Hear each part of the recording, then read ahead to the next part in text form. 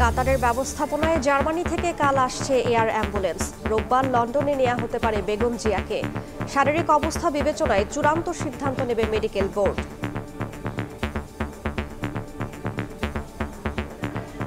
তিনি এখনো গুরুতর অসুস্থ, সেই কারণে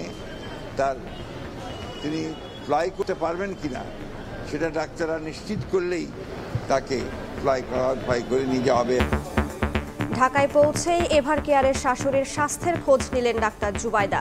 আশাবাদী নেতাকর্মীরা। ডাক্তার জুবাইদা রহমান সশরীরে মেডিকেল টিমের পাশে আছেন, আমরা আশাবাদী হয়ে উঠেছি। তার সান্নিধ্য পেলে, স্পর্শ পেলে আরও অনেকটা তিনি ভালো হবেন। ওনার অসুস্থতা মানে সারা বাংলাদেশ অসুস্থ। বেগম জিয়ার সুস্থতা কামনায় রাজধানী সহ সারা দেশে দোয়া। দেখছিলেন প্রধান শিরোনাম। সন্ধ্যার সময়ের সঙ্গে আছি আমি রাইসা জান্নাত। এবার অন্যান্য শীর্ষ সংবাদ। আবারও কোনো ফ্যাসিবাদ তৈরি হলে রুখে দেওয়ার হুঁশিয়ারি জামায়াত আমিরের। কোনো বিশেষ দল নয়, জনগণের বিজয়ে কাজ করবে ৮ দল। সুশাসন প্রতিষ্ঠার অঙ্গীকার। কোনো কারণে পেছাবে না নির্বাচন। ফেব্রুয়ারির ১৫ তারিখের মধ্যেই হবে ভোট, জানালেন প্রেস সচিব। ভোটের আগেই লুট হওয়া সব ভারী অস্ত্র উদ্ধারের আশা স্বরাষ্ট্র উপদেষ্টার। শেখ হাসিনাকে ফেরাতে ভারতের ইতিবাচক সাড়া পায়নি সরকার, জানালেন পররাষ্ট্র উপদেষ্টা। এখনই আশা ছাড়তে চায় না বাংলাদেশ। কূটনৈতিক তৎপরতায় সাফল্যের প্রত্যাশা। এবং রাজধানীতে ফের ঊর্ধ্বমুখী পেঁয়াজের দাম। সরবরাহ সংকটে কেজিতে বেড়েছে ১০ থেকে ১৫ টাকা। বাড়তি দরেই বিক্রি হচ্ছে সয়াবিন তেল। পাইকারিতে কাঁচামরিচের কেজি নেমেছে ২৫ টাকায়।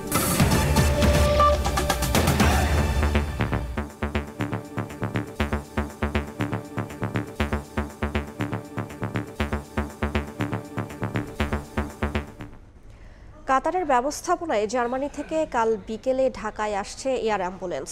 রোববার সকালে লন্ডনে নেওয়া হতে পারে বেগম খালেদা জিয়াকে। বিএনপি মহাসচিব মির্জা ফখরুল ইসলাম আলমগীর জানিয়েছেন, বেগম জিয়ার শারীরিক অবস্থা ঠিক থাকলেই লন্ডনে পাঠানো হবে তাকে। এ বিষয়ে চূড়ান্ত সিদ্ধান্ত নেবে মেডিকেল বোর্ড।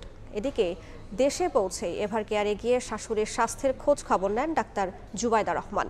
সহকর্মীদের সঙ্গে নিয়ে আহমেদ সালেহিনের রিপোর্ট। হাসপাতালে চিকিৎসাধীন অসুস্থ বিএনপি চেয়ারপারসন বেগম খালেদা জিয়ার উন্নত চিকিৎসায় লন্ডন যাওয়ার কথা ছিল শুক্রবার ভোরে, কিন্তু তার যাত্রা এবার পিছিয়ে গেল। কারিগরি ত্রুটি থাকার কারণে কাতারের আমিরের পাঠানো এয়ার অ্যাম্বুলেন্স ঢাকায় আসতে না পারায় এই বিলম্ব। সব ঠিক থাকলে রোববার সকালে তিনি যুক্তরাজ্যের উদ্দেশ্যে ঢাকা ছাড়তে পারেন বলে বিএনপির পক্ষ থেকে জানানো হয়েছে। বিএনপি মহাসচিব মির্জা ফখরুল ইসলাম আলমগীর গণমাধ্যমে জানান, গত রাতে বেগম জিয়ার শারীরিক অবস্থার আবারও অবনতি ঘটে, যে কারণে লন্ডন যাত্রায় তার স্বাস্থ্য উপযুক্ত হলে যুক্তরাজ্যের উদ্দেশ্যে রওনা দেবেন সাবেক প্রধানমন্ত্রী বেগম খালেদা জিয়া। তবে মেডিকেল বোর্ডের অনুমতি ও সিদ্ধান্তের উপর নির্ভর করছে তার বিদেশ যাত্রা। এয়ার অ্যাম্বুলেন্স এসে পৌঁছায় কাতার থেকে, তাহলে আগামী পরশু অর্থাৎ রোববার তাকে লন্ডনে নিয়ে যাওয়া সম্ভব হবে। তবে তিনি এখনো গুরুতর অসুস্থ, সেই কারণে তিনি ফ্লাই করতে পারবেন কিনা সেটা ডাক্তাররা নিশ্চিত করলেই তাকে ফ্লাই করে নিয়ে যাওয়া হবে অ্যাম্বুলেন্সে। এদিকে বেগম জিয়াকে বিদেশে নিতে যুক্তরাজ্য থেকে ঢাকায় পৌঁছান তার বড় ছেলে তারেক রহমানের সহধর্মিণী ডাক্তার জুবাইদা রহমান। শুক্রবার সকালে বিমানবন্দর থেকে সরাসরি এভারকেয়ার হাসপাতালে এসে শাশুড়ির স্বাস্থ্যের খোঁজ খবর নেন তিনি। বিএনপি নেত্রীর চিকিৎসার পরবর্তী করণীয় ঠিক করতে সিদ্ধান্ত নিচ্ছেন ডাক্তার জুবাইদা সহ মেডিকেল বোর্ডের চিকিৎসকরা।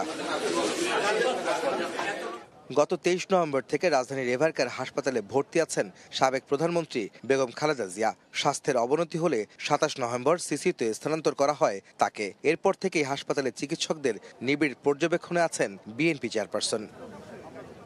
আহমেদ সালেহিন, সময় সংবাদ, ঢাকা। এদিকে ঢাকায় পৌঁছেই বিমানবন্দর থেকে এভার কেয়ার হাসপাতালে যান তারেক রহমানের স্ত্রী ডাক্তার জুবাইদা রহমান। সেখানে তিনি শাশুড়ি বেগম খালেদা জিয়ার স্বাস্থ্যের খোঁজ খবর নেওয়ার পাশাপাশি মেডিকেল বোর্ডের সদস্যদের সঙ্গে কথা বলেন। পরে এভার কেয়ার থেকে ধানমন্ডির পৈতৃক বাসায় যান ডাক্তার জুবাইদা।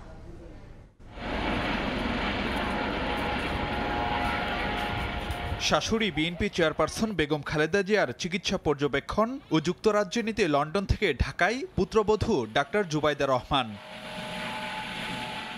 শুক্রবার সকাল 11:15টার দিকে বাংলাদেশ বিমানের ফ্লাইটে হযরত শাহজালাল আন্তর্জাতিক বিমানবন্দরে পৌঁছান তারেক পত্নী ডাক্তার জুবাইদা। এ সময় তাকে স্বাগত জানান বেগম জিয়ার চিকিৎসায় ঢাকায় আসা যুক্তরাজ্যের বিশেষজ্ঞ চিকিৎসক রিচার্ড বিলি সহ বিএনপি নেতারা। ইমিগ্রেশন সম্পন্ন করে সকাল 11:15টার দিকে বিমানবন্দর থেকে সরাসরি এভার কেয়ার হাসপাতালে রওনা হন জুবাইদা রহমান। সঙ্গে ছিলেন বেগম জিয়ার পরিবারের সদস্যরা। জুবাইদা রহমানকে বহনকারী গাড়ির আগে পড়েছিল চেয়ারপারসন সিকিউরিটি ফোর্স CSF এর গাড়ি। চোখে পড়ে পুলিশের নিরাপত্তাও। বিমানবন্দর পেরিয়ে খিলক্ষেত কুড়িল ফ্লাইওভার হয়ে বসুন্ধরা আবাসিক এলাকায় প্রবেশ করে গাড়িবহর। বেলা 11:53 দিকে রাজধানীর এভার কেয়ার হাসপাতালে পৌঁছান ডাক্তার জুবাইদা রহমান। পরে হাসপাতালের ইমার্জেন্সি লিফট দিয়ে দেখতে যান চিকিৎসাধীন শাশুড়ি বেগম জিয়াকে। এ সময় উপস্থিত ছিলেন বিএনপির স্থায়ী কমিটির সদস্য সেলিমা রহমান সহ দলটির বিভিন্ন পর্যায়ের কয়েকজন নেতা। ডাক্তার জুবাইদা রহমানের তত্ত্বাবধানেই দেশি বিদেশি মেডিকেল টিম তারা সার্বক্ষণিকভাবে আমাদের প্রিয় নেত্রী দেশনেত্রী বেগম খালেদা জিয়ার চিকিৎসা সেবা দিয়ে আসছিলেন। উনি যখন সশরীরে মেডিকেল টিমের পাশে আছেন, আমরা আশাবাদী হয়ে উঠেছি। ডাক্তার জুবাইদা রহমান যখন উনি হাসপাতালে ঢুকেছে, আমাদের মনে অনেক সাহস হয়েছে। 2.5 ঘন্টার বেশি সময় অবস্থানের পর বেলা 2:30টার দিকে হাসপাতাল থেকে ধানমন্ডির পৈতৃক বাড়ির উদ্দেশ্যে রওনা দেন জুবাইদা রহমান। এলিভেটেড এক্সপ্রেসওয়ে ফার্মগেট মানিক মিয়া এভিনিউ হয়ে বেলা 3টার দিকে পৌঁছান ধানমন্ডির 5 নম্বর রোডের মাহবুব ভবনে। ফারুক ভিয়া, রবিন, সময় সংবাদ, ঢাকা। এই মুহূর্তে এভার কেয়ার হাসপাতালের সামনে আছেন সহকর্মী সানবীর রূপল। সরাসরি চলে যাচ্ছি তার কাছে। টানা 13তম দিনের মতো আজকে এভার কেয়ার হাসপাতালে আজকেও চিকিৎসকদের নিবিড় পর্যবেক্ষণে আছেন বেগম খালেদা জিয়া। ত্রয়োদশ নির্বাচনের আগে এমন একটি পরিস্থিতি দেশের মানুষকে উদ্বেগ উৎকণ্ঠায় অধীর আগ্রহে অপেক্ষা করতে দেখা গেছে এবং এখানেও যারা এসেছেন দিনভর তারাও অপেক্ষা করছেন। ডক্টর জুবাইদা রহমান তিনি তার পুত্রবধূ তিনি এসে পৌঁছেছেন। অন্যদিকে জার্মান থেকে একটি এয়ারবাস এসে জার্মান থেকে একটি বিমান কালকে নাগাদ আসবেন এবং পরশুদিন তাকে সেখান থেকে নিয়ে যাওয়া হবে এবং এমন একটি পরিস্থিতির মধ্যে থেকে সন্ধ্যার দিকে আমরা জানতে পারলাম যে তার অবস্থা আগের মতোই অপরিবর্তিত অবস্থায় আছে এবং এখনও তিনি চিকিৎসকদের পর্যবেক্ষণে আছেন এবং তার নতুন করে আর উন্নতি বা অবনতি সেরকম কোনো ঘটনা ঘটেনি। তো এরকম একটি পরিস্থিতির মধ্য থেকে চিকিৎসা নিচ্ছেন এবং কিছুদিন আগেও বেগম জিয়া তিনি সশস্ত্র বাহিনী দিবসে তিনি বাইরে বের হয়েছিলেন এবং সেখানে উপস্থিত হয়েছেন, সবার সঙ্গে হাসি মুখে কথা বলেছেন। তারপরেই কয়েকদিনের মধ্যেই তাকে হাসপাতালে আনা হয় এবং 13 দিনের এখন পর্যন্ত তিনি চিকিৎসা নিয়ে যাচ্ছেন এবং এর আগেও তিনি লন্ডনে গিয়েছিলেন এবং মে মাসে তিনি দেশে ফিরেছেন। জানুয়ারি থেকে মে মাস পর্যন্ত তিনি লন্ডনে ছিলেন এবং তারেক রহমানের সাথেই ছিলেন এবং মে মাসের পরে আসার পর থেকে তিনি তার বাসায় চিকিৎসা নিয়েছিলেন এবং এই মুহূর্তে তার অবস্থা নিয়ে দেশবাসী যেমন উদ্বিগ্ন, ডাক্তার উদ্বিগ্ন এখানকার যারা উপস্থিত আছেন তারা এবং দিনভর গণমাধ্যম কর্মীরা আমরা যারা আছে তারাও সেই খবর সংগ্রহ করতে উদ্বেগ উৎকণ্ঠার মধ্যে দিনতপাত করছে এবং আগামী কিছুদিনের মধ্যে কোনো ভালো খবর আসবে কিনা সেই অপেক্ষায় এখানে যারা আছেন তারা সবাই আছেন এবং আজকে আর আনুষ্ঠানিকভাবে কোনো ব্রিফিং করে কোনো কিছু জানানো হয়নি যে তার স্বাস্থ্যের অবস্থা এই মুহূর্তে কেমন। তো এই ছিল এখন পর্যন্ত সবশেষ তথ্য। এভার কেয়ার হাসপাতাল থেকে যুক্ত হয়েছিলেন সহকর্মী সানবীর রূপল। বেগম খালেদা জিয়ার সুস্থতা কামনায় রাজধানীর সহ দেশের বিভিন্ন স্থানে মসজিদ, মন্দির ও উপাসনালয়ে দোয়া ও প্রার্থনা হয়েছে। কেন্দ্রীয়ভাবে জাতীয় মসজিদ বাইতুল মোকাররমেও দোয়া করা হয়। বিএনপির কেন্দ্রীয় কার্যালয়ের পাশের মসজিদে দোয়া শেষে দলটির মহাসচিব মির্জা ফখরুল ইসলাম আলমগীর বলেন, বেগম জিয়া সুচিকিৎসার অভাবে কারাগারে গুরুতর অসুস্থ হন। এভার কেয়ার হাসপাতালে চিকিৎসাধীন বিএনপি চেয়ারপারসন বেগম খালেদা জিয়ার রোগ মুক্তি কামনায় রাজধানীর নয়াপল্টনে বাদ জুমা বিশেষ দোয়া ও মোনাজাতের আয়োজন করে বিএনপি। এতে অংশ নেন বিএনপি মহাসচিব মির্জা ফখরুল ইসলাম আলমগীর সহ দলের নেতাকর্মীরা। মির্জা ফখরুল বলেন, বেগম জিয়া সুচিকিৎসার অভাবেই কারাগারে গুরুতর অসুস্থ হন, অথচ দেশের গণতন্ত্র উদ্ধারে তিনি জীবন উৎসর্গ করেছেন। 2 বছর তিনি একটি নির্জন কারাগারে, পুরনো কারাগারে, কেন্দ্রীয় কারাগারে তাকে আটক করে রাখা হয়েছে এবং সবাই সন্দেহ করেন যে সেইখান থেকেই তার এই রোগের সূচনা হয়। কেন্দ্রীয়ভাবে জাতীয় মসজিদ বাইতুল মোকাররমেও জুমার নামাজ আদায়ের পর অনুষ্ঠিত হয় দোয়া ও মোনাজাত। রাজধানী ছাড়াও দেশের বিভিন্ন জায়গায় বেগম জিয়ার রোগ মুক্তি কামনায় দোয়ার আয়োজন করা হয়। কুড়িগ্রামে বেগম জিয়ার রোগ মুক্তির বিশেষ দোয়ায় অংশ নেন দলের সিনিয়র যুগ্ম মহাসচিব রুহুল কবির রিজভী। যে নির্ধারিত সময়ের কথা সরকার বলেছেন যে রমজানের পূর্বেই নির্বাচন, বিএনপি অংশগ্রহণ করার সকল প্রস্তুতি সম্পন্ন করেছে। বিএনপি চেয়ারপারসনের সুস্থতা কামনায় সিলেট, মাদারীপুর, রাঙ্গামাটি, ঠাকুরগাঁও সহ দেশের বিভিন্ন এলাকার মসজিদ, মন্দির, গির্জা ও পেগোডা সহ ধর্মীয় উপাসনালয়ে দোয়া ও প্রার্থনা করা হয়। শাহিন আলম, সময় সংবাদ, ঢাকা। আবারও কোনো ফ্যাসিবাদ তৈরি হলে রুখে দেওয়ার হুঁশিয়ারি দিয়েছেন জামায়াত ইসলামীর আমির ডাক্তার শফিকুর রহমান। চট্টগ্রামের সমমনা 8 দলের বিভাগীয় সমাবেশে তিনি এই হুঁশিয়ারি দেন। বলেন, কোনো বিশেষ দল নয়, জনগণের বিজয়ে কাজ করবে 8 দল। গণভোট সহ 5 দফা দাবিতে খুলনা, বরিশাল, রংপুরের পর এবার চট্টগ্রামে 8 দলের বিভাগীয় সমাবেশ। শুক্রবার বিকেল ঠিক 3টার দিকে মঞ্চে ওঠেন জামায়াতের আমির সহ 8 দলের নেতারা। আবারও কোনো ফেসিবাদ তৈরি হলে রুখে দেওয়ার হুঁশিয়ারি দেন জামায়াতের আমির। কোনো ফেসিবাদকে আর বাংলার জমিনে বরদাস্ত করা হবে না ইনশাআল্লাহ। কেউ যদি ফেসিবাদের ভাষায় আবার কথা বলেন, কেউ যদি আবার ফেসিবাদীদের মতো আচরণ করেন, তারা কোন পথ খুঁজে পাবেন আমরা জানি না। মামুনুল হক বলেন, 18 কোটি মানুষের আকাঙ্ক্ষার বিজয় হবে গণঅভ্যুত্থানের শক্তির বাংলাদেশে। ভারতবাদীর রাজনীতি আর বাংলার মাটিতে চলবে না। এবার বাংলার জমিন এদেশের সাধারণ মানুষের বিজয়ের মধ্য দিয়ে আল কোরআনের শাসন কায়েম হবে ইনশাআল্লাহ। আগামীতে একটা আন্দোলন হবে, যে আন্দোলন হবে চাঁদা মুক্ত আন্দোলন, জালেম মুক্ত আন্দোলন, ধর্ষণ মুক্ত আন্দোলন। সমাবেশে বক্তারা বলেন, ফেসিবাদের কবর হয়েছে, কেউ ফেসিবাদ হয়ে উঠতে পারবে না নতুন বাংলাদেশে। শফিকুল আলম, সময় সংবাদ, চট্টগ্রাম।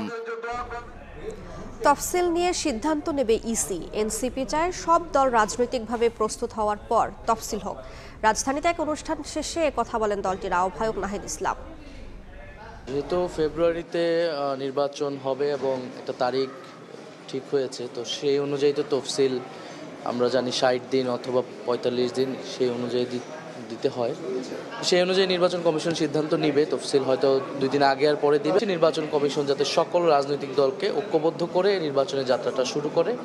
কোনো বিশেষ রাজনৈতিক দলের জন্য আমাদের এই নির্বাচন প্রক্রিয়া যাতে থেমে না যায়, নির্বাচন তাদের নেত্রী অসুস্থ, সেটার জন্য আমাদের সহানুভূতি রয়েছে, আমরা সেই বিষয়টা বিবেচনা করতে বলেছি। কোনো কারণেই পেছাবে না নির্বাচন। 15 ফেব্রুয়ারির মধ্যেই নির্বাচন হবে বলে জানিয়েছেন প্রেস সচিব শফিকুল আলম। সকালে মাগুরা সরকারি মডেল স্কুল মাঠে ফুটবল টুর্নামেন্টের উদ্বোধনী অনুষ্ঠান শেষে তিনি বলেন, কোনো ষড়যন্ত্রই নির্বাচন বানচাল করতে পারবে না।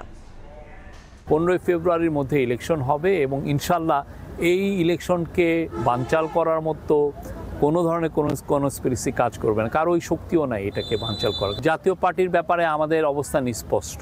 জাতীয় পার্টি যদি ইলেকশন করতে চায় সেটা তাদের ইচ্ছা, বাট আমরা সবসময় বলবো, এটা ইতিহাস বলবে, জাতীয় পার্টি স্বৈরাচারের ভয়ঙ্কর রকমের বড় রকমের দোষর ছিল। 5 আগস্টের লুট হওয়া অস্ত্র উদ্ধারে সরকারের কোনো ব্যর্থতা নেই বলে জানিয়েছেন স্বরাষ্ট্র উপদেষ্টা। সকালে পূর্বাঞ্চলে ফায়ার সার্ভিসের একটি অনুষ্ঠানে তিনি কথা বলেন। জানান, ত্রয়োদশ সংসদ নির্বাচনের আগেই ভারী অস্ত্র উদ্ধারে অভিযান চলছে। এখানে সরকারের কোনো ব্যর্থতা নাই, উদ্ধার হচ্ছে এবং উদ্ধার হতে থাকবে। মানে এই যে ভারী অস্ত্রগুলো, ভারী অস্ত্র এরকম কোনো বাহিনী নাই।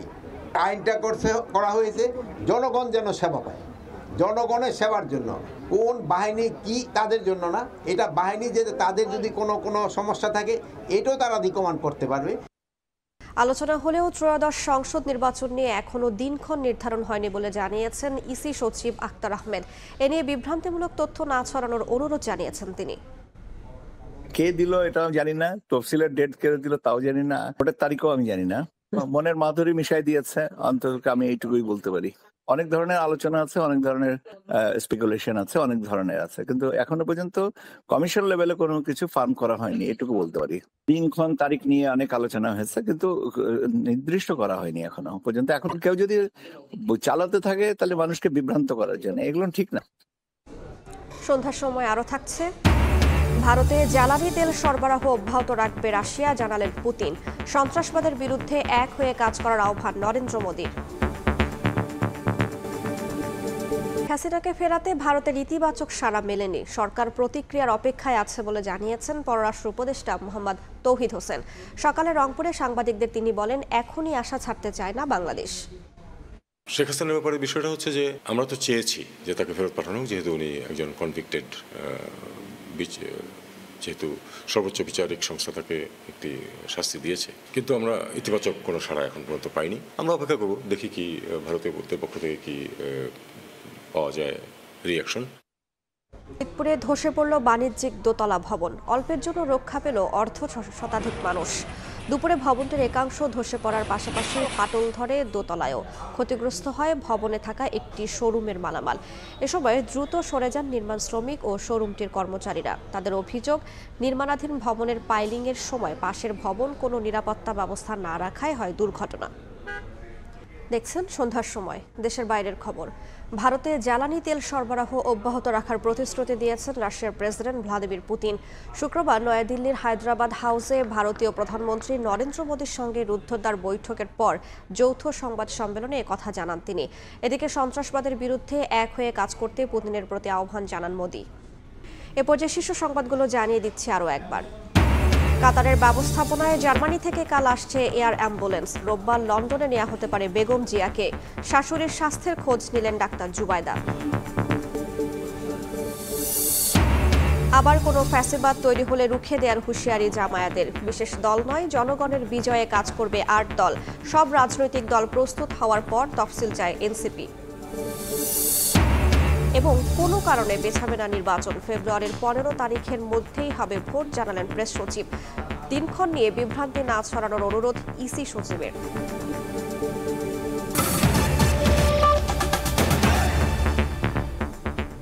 এই ছিল সন্ধ্যার সময়। এরপর জনপদের সময় নিয়ে সঙ্গে থাকবেন সহকর্মী শবনম নিবিড়। ধন্যবাদ রাইসা।